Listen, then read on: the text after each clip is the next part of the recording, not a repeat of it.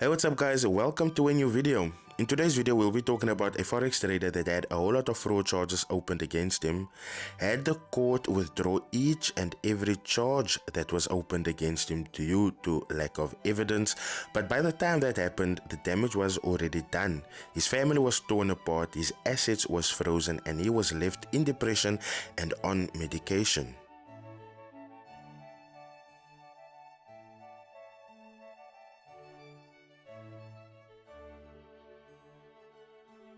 Please don't forget to smash the like button for the YouTube algorithm. Leave your comments in the comment section. Please do share this around, and if you're new here, please do smash that subscribe button. Before I go any further, let me just preface this video by saying this is the reason why whenever I get a case, I look into it, because I'm not about to play with someone's life. There's so many people that behind the scenes, I have warned them of certain people that has vendettas against them, even after me exposing them.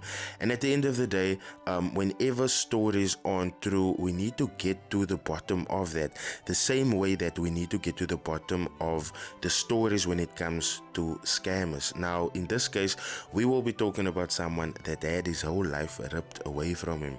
5 years to be exact. 5 years and still counting, if we are being honest. Like I said, he had his whole life ripped away from him. Apart from that, his whole family is torn apart due to this. And then on top of that, he got diagnosed with depression, which left him taking medication that he was never ever on.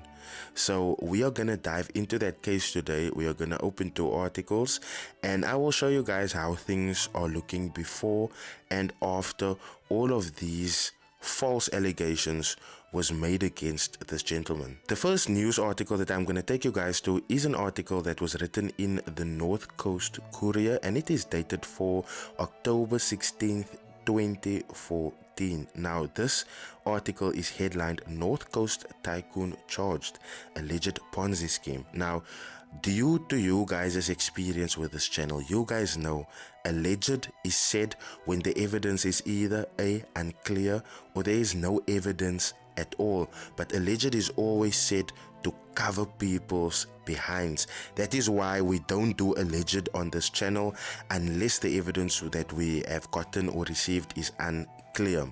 So reading this article, it reads: Ballito businessman Prince Ndava has been charged with contravening the Banks Act of 1990. Dava, who is rumored to be one of the wealthiest businessmen under 30 in KZN, was charged by the Hawks last week.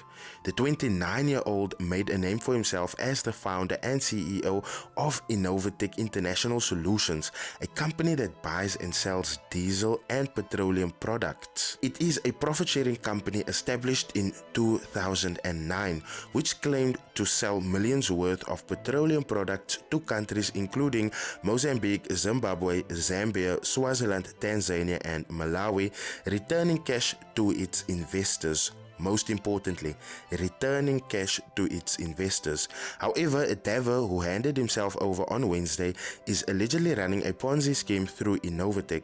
Investigations have revealed that Dava is not registered with the Financial Services Board, that is the FSCA. Before it became the FSCA, it was known as the FSB, or the South African Reserve Bank.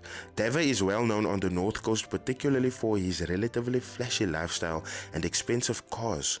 The Innovatech website lists offices in Durban, Ballito, Sandton, Richards Bay, and Dubai.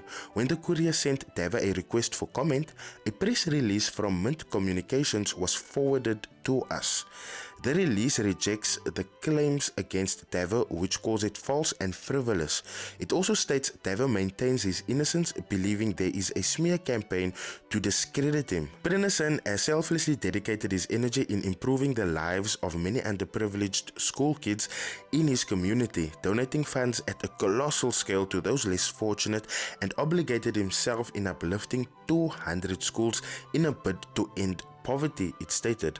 The release further confirms that Dava has been charged with contravening the Bank Act, and that he has been given until October 17 to submit information for review. The FSB confirmed Mr. Dava did not need to be registered with them. Whoa. The FSB confirmed Mr. Dever did not need to be registered with them. It also stated that no one from Dever's profit share had lost money. Dever also claims to have been burgled as well as having received death threats since his net worth was falsely stated as 49 million rand, but vows to fully cooperate with the state's investigations. I have tons of information that pinpoint the masterminds behind this make-believe.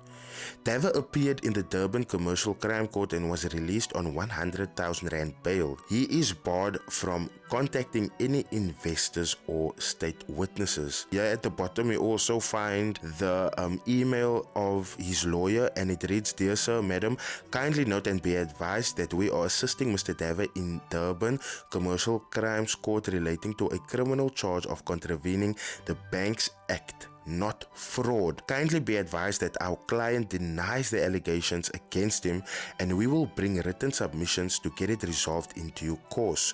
Further be advised that our client reserves his right to institute legal action for any defamatory publication or wrong information relating to the charge. Yours faithfully, Thokozani Mlambo, T.E. Mlambo Attorneys." So obviously, Prince Dever wasn't playing with his name, and I mean, if I'm innocent, I would not play with my name as well. And before we get to the after of this deal, can you guys imagine the amount of toll this would have taken on not only him but his family as well? This is just super insane, and this is like 5 years of his life.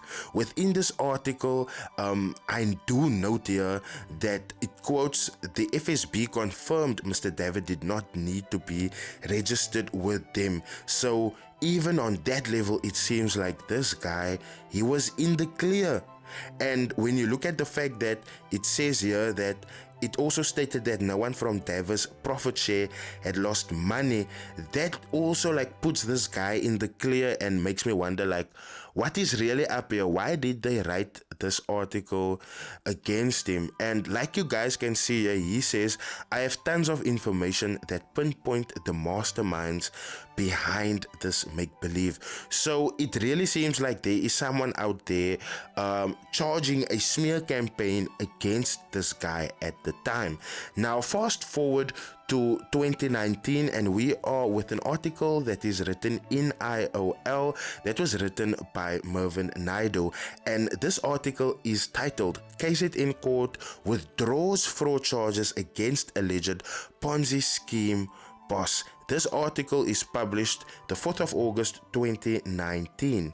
Alleged Ponzi Scheme Boss Prince Dever. So as you guys can see, the title of this article, the headline of this article already tells us what we can expect in the rest of the article. Reading further, charges against a North Coast businessman who was accused of operating a multi-million rand Ponzi scheme were provisionally withdrawn in court last week. Prince Dever was charged with more than 500 counts of fraud, contravening the Banks Act, contravening the Financial Advisory and Intermediary Services Act, and money laundering. Specialized Durban Commercial Crime Court Magistrate Garth Davis confirmed the withdrawal of the charges against Dever, 34 at that time, obviously. But can you guys imagine, this is like 5 years later, like what did this guy went through? And you guys can like hear in the previous article, he talks about death threats that was made against him. This is just super insane. Previously, Dever's parents, younger brother, ex-wife, and 3 of his employees were listed as co-accused in the matter before charges against them were dropped. And I mean, there's an ex-wife in there, so clearly if this man was up to shit, his ex-wife could have pimped him and taken everything. And that didn't happen, so that already says that someone here is clearly in the wrong, but it doesn't seem like it's Prince Dever. It was alleged that Dever, who was arrested in 2014 along with his employees Aaron Chetty, Harishman Babulal and Rayvan Pillay, enticed people to invest in trusts and other entities they had created. Investors' money would then be used by Dever's company, Innovatech International Solutions, in the trade of diesel and petroleum products. Dever allegedly promised investors returns between 2% and 8% per month. It also emerged that Innovatech International Solutions had invested 1 million rand in Carmel distributors, which also was believed to be a pyramid scheme, and earned dividends of 5.5 million rand between 2011 and 2014. Davis' family, according to the state, were also recipients of payouts from Innovatech International Solutions. If they were working there, obviously they are gonna get payments. But Deva, his family, and his employees maintained their innocence and pleaded not guilty to the charges against them. The state withdrew charges against Chetty, Babalal, and Pile in August 2017 and did the same for Deva's family members 2 months later. During proceedings in 2018, advocate Paul Jorgensen, Deva's legal representative, requested further particulars from the state. He specifically requested the bank statements of the 553 complainants, which reflected their investments and the dividends they received from Innovatech International Solutions. Jorgensen argued that such information from the complainants was necessary because it was relevant for the trial and it would determine their credibility. State Prosecutor Wendy O'Brien said such information was not necessary, and acting magistrate Christobel Mazibuko agreed. Jorgensen took Mazibuko's ruling on the issue on review to the Pietermaritzburg High Court and was successful in November 2018. You guys see what it's like to have good attorneys. But then also can you guys imagine how much money Deva had to pay his attorney to jump through all of these loopholes for him? The court ruled that Deva was entitled to the documents requested by his legal team. The state intended to challenge the High Court's decision initially, but did not follow through after they were not able to secure the required authority. When the matter resumed before Davis last week, the state was still unable to provide the requested bank statements. Based on that, Jorgensen said he wanted to bring an application to have the charges struck off and not be reinstated without the authority of the Director of Public Prosecutions. Just as Davis had planned to entertain Jorgensen's application, O'Brien moved for the charges to be withdrawn, which was granted. Davis said the court outcome after 5 years of legal struggles was a huge relief because, apart from sustaining huge financial losses, he and his family were adversely affected and his health also suffered. It's just sad that a once vibrant and motivated person is now stuck on medication. I'm happy I have my freedom back. At least now I can restart my life. I've come out a better person, said Deva, who is planning a civil claim. My bro, I wouldn't trust anyone if I'm this man after this. When asked if investors' money would be returned, Deva said, once my business and or financial status is restored, each and every client of mine will be paid back their capital invested with me, less the returns we paid them, resulting in a net loss position. They, the investors, will be joining Innovatech in my lawsuit against the state. I believe I was charged without any evidence, and still after 5 years, the state has failed to prosecute me. Let's call it malicious prosecution and absurd charges. His mother, Padmini, said the matter took its toll on her family. We even had to stay away from family events, but I told my husband one day the truth would emerge. Can you guys imagine how tense that house was? Can you guys for one moment think how angry Prennison's father, as the patriarch of the family, must have been, because everywhere he goes, people are gonna be like, "Yay, your son, what's up with your son, my bro? We've seen these things about your son. We have read these things about your son. How's your son?" And you know, and his wife telling him, "But listen, my bro, one day things are gonna look up for us. The truth is gonna come out." That is just like a mother, man. That is just a mother. And we can say what we want to. At the end of the day, no one deserves to go through this. No one deserves what this man went through. Have his whole life taken away from him for 5 years. Has his assets frozen. So that means drastic lifestyle changes. And then on top of that, as read there, and this was probably before the FSA, like, you know, adjusted their laws and stuff, but he didn't even need to be registered for the way he structured his business. So Mans was doing everything correctly, it seems. But at the end of the day, the damage is done, regardless if the court withdrew all of those cases. Now, I'm not sure if that has affected his Forex dealings. I have been following him on TikTok for a while, checking him out, seeing if this bruh is like really legit.